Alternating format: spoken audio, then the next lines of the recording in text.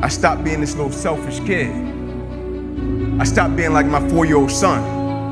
And for the first time in my life, I stopped thinking everything was just about Inky Johnson. And I realized my existence on this earth is a lot bigger than me. I realized my lineage and my family, when I step outside of my door in the morning, what I represent is a lot bigger than me. And so the thing I had to understand, every day I woke up and everything that I was a part of, I first had to understand I was representing a lot more than myself. I first had to start living by 2 words, honor and legacy.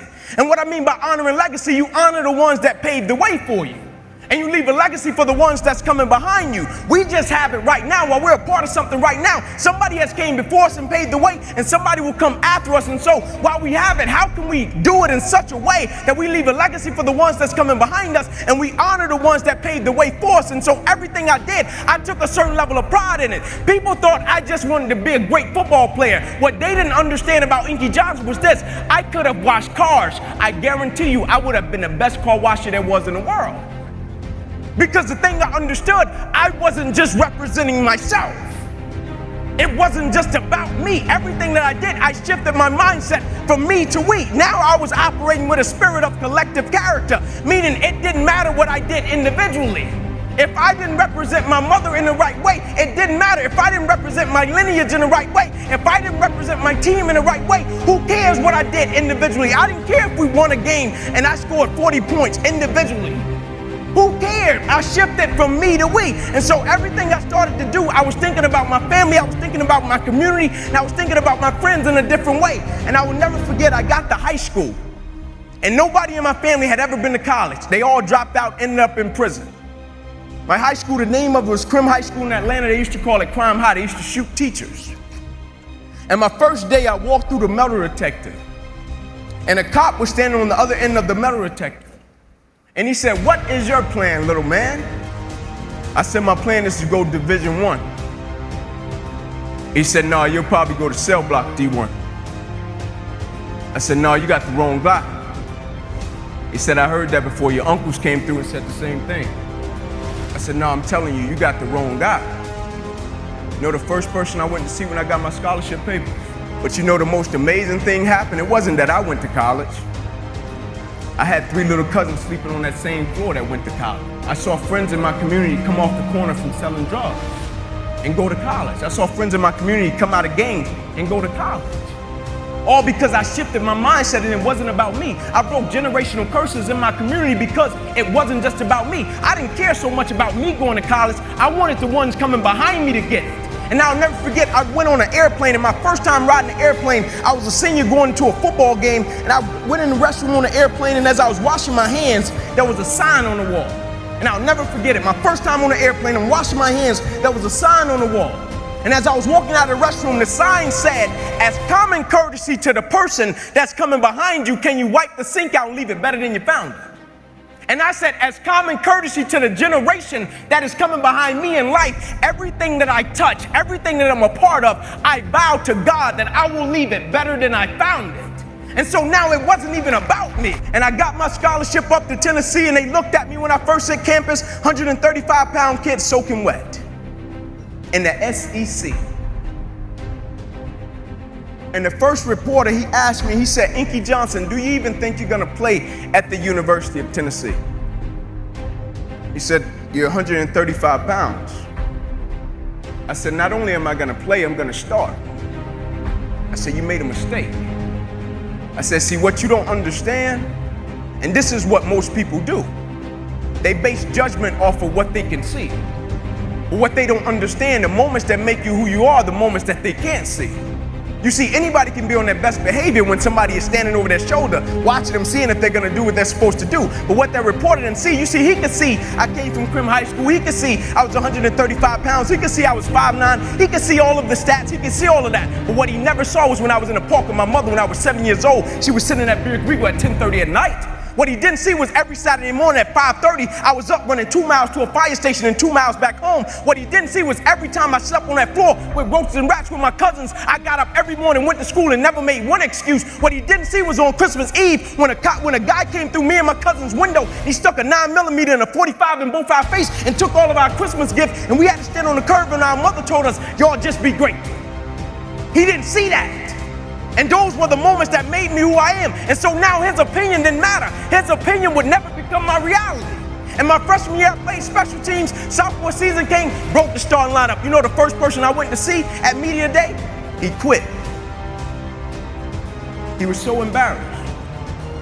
And I'll never forget my sophomore season. I finally made it to the point in my life where I felt as if everything in my life was lining up. Spiritually, I was getting discipled. Life was in shape.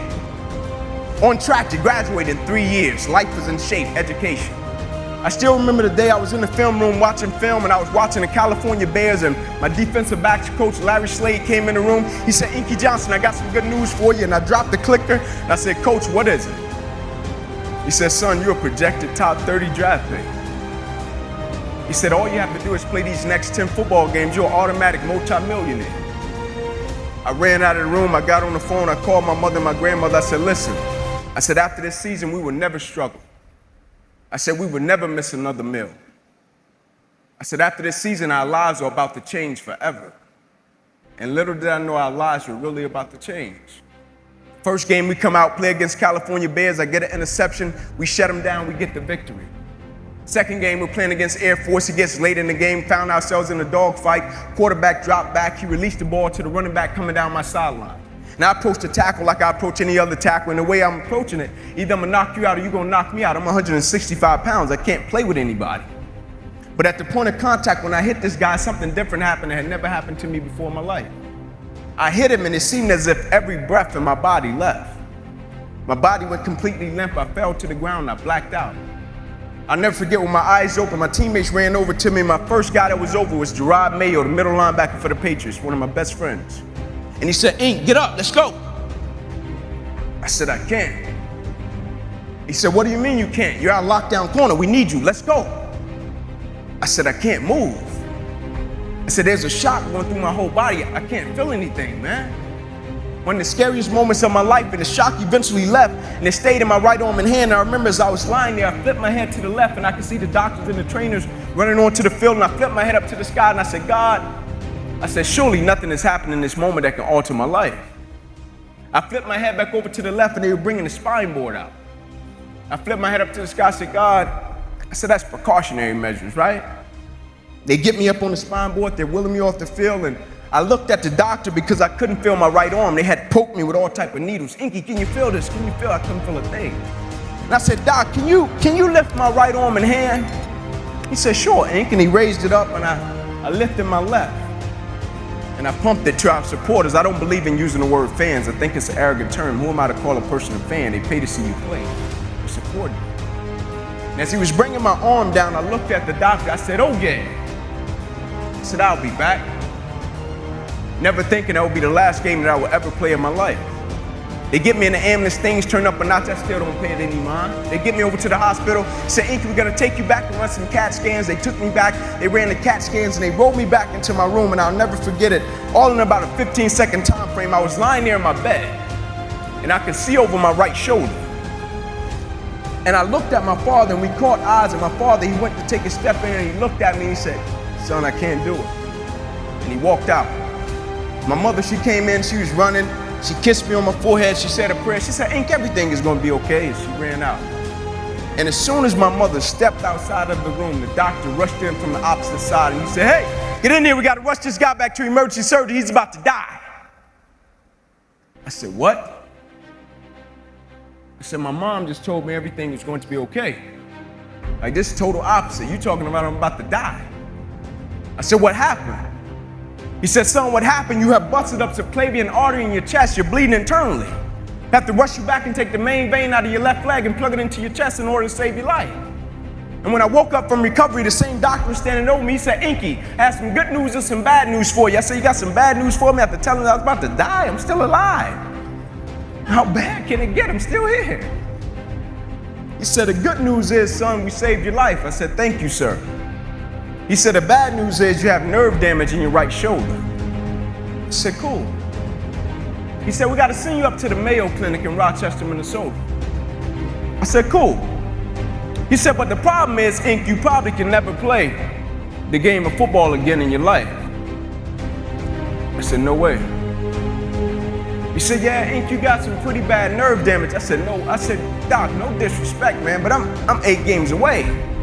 Like, Doc, no disrespect, but this is about to change my family's life. Doc, I've been working for this ever since I was 7 years old. Doc, there's no way. God, not now, God. Like, let me make it to the NFL so I can help my family first. Like, we miss meals. And you're talking about my career could end right now? Like, no way. And I snapped out of it. I said, man, I never cheated. I said, there's no way. I never cheated. I never cheated myself. I gave everything I had to it, and I respected it. I never cheated. There's no way that my career can be over. I said, send me up to the Mayo Clinic.